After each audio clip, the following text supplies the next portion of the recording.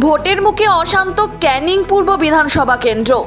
ISF প্রার্থী আরাবুল ইসলামের গাড়িতে হামলার অভিযোগ উঠল তৃণমূলের বিরুদ্ধে, যদিও অভিযোগ অস্বীকার করেছে রাজ্যের শাসক দল।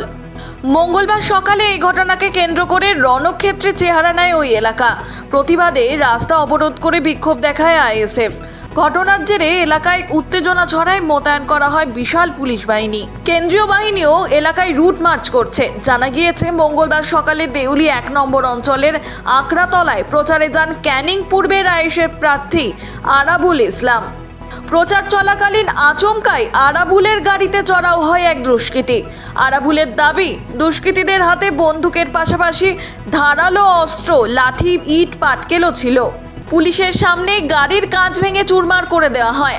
আতঙ্কে ছত্রভঙ্গ হয়ে পড়েন আইএসএফ কর্মী সমর্থকেরা। হামলায় কয়েকজন জখম হন। হামলার প্রতিবাদে ক্রুদ্ধ আইএসএফ কর্মীরা বাসন্তী রাজ্য সড়ক অবরোধ করে বিক্ষোভ দেখান। পরিস্থিতি সামাল দিতে ঘটনাস্থলে পৌঁছায় বিশাল পুলিশ বাহিনী।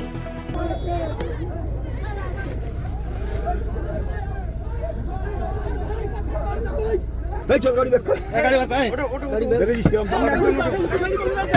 গাড়ি ব্যাক করে চল গাড়ি